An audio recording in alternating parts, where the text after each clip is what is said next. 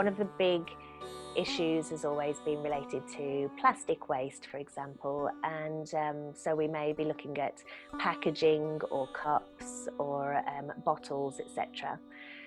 With the PPE or the safety equipment such as masks, gloves, gowns, if that's required for bars. I mean, none of this is set in stone as yet, but the potential for all of these additional waste items could cause more plastic waste. That's not only an issue for disposing of correctly for recycling, it's actually potentially medical waste, and therefore it would not be able to go through the normal routes. I mean, most of the medical disposables are incinerated. So it's a concern that there'll be, and in some cases there's already been a shift back to single-use plastics from reusables, not really based on any concrete reasoning. So we've been looking at how we can maintain a reusables kind of culture or systems within a festival environment or within the music industry, within clubs and bars and etc. By making sure that the cleaning process is making those reusables safe for people.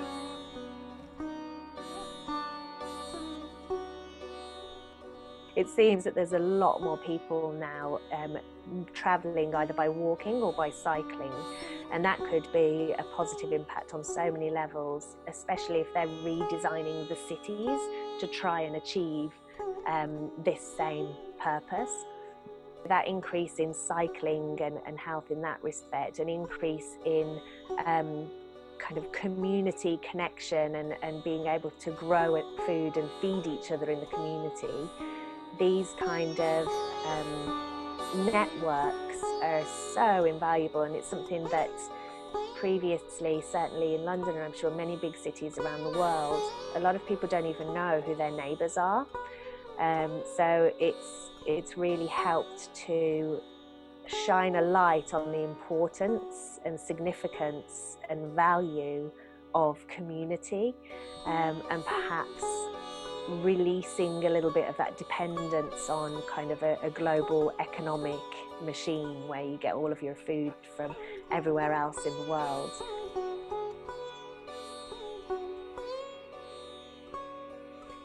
So one thing that people who did get a ticket for a festival could do, for instance, is to keep that within the festival's kind of pot so that it's more likely to survive to go ahead again next year.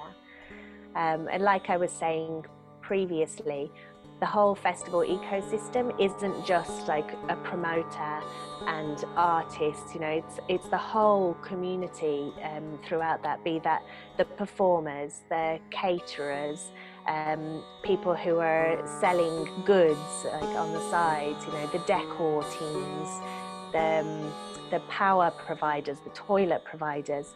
It's a whole ecosystem of different businesses, and then it's also the people that go there who have that need for celebration and to come together.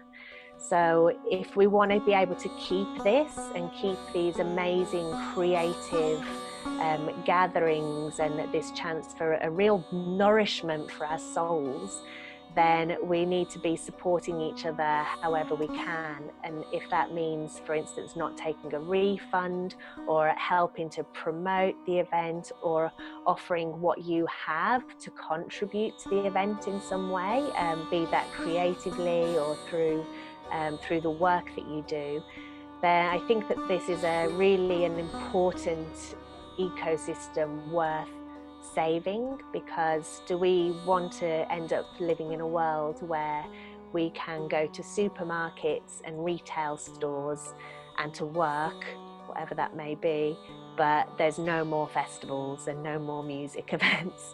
I don't think anybody wants that.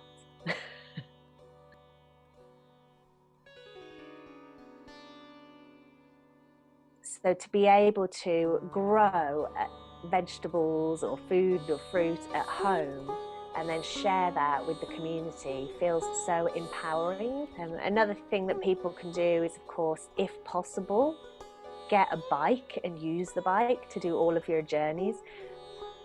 Another thing that's always so important is to look at what materials you're using and how you can find ways to repair what you have, rather than feeling like you need to constantly buy new things. Always making sure that you've got your reusable cup and bottle, of course, and I even take with me reusable cutlery. Back in the days when we used to travel around, I don't need to do that anymore because I'm at home all the time, but once we do move around again, thinking about what you're purchasing on the road, or how you can reduce how much material you are creating. Getting to some kind of crafts. So can you make masks, or can you take something that you think is waste in your house and turn it into something else that's going to be of use or creative? You know, take the opportunities to really value all of the materials that are around you.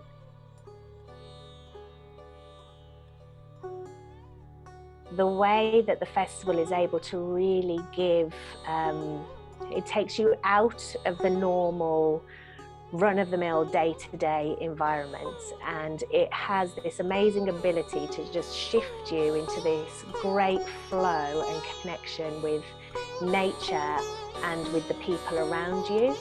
So things, in my experience, through being at Boom, things come into a very natural and easeful flow where connections are instinctual, you know, and where you can see what's really valuable and beautiful in being alive.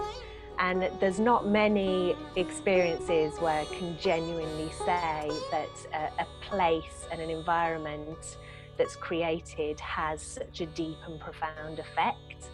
And that kind of opportunity for allowing different art forms, expression, an expression of what is possible through our creativity, but also bringing together such great minds and thinkers from all around the world and all different cultures, be that amazing scientists or indigenous communities, you know, who have really profound, amazing, inspiring messages to give.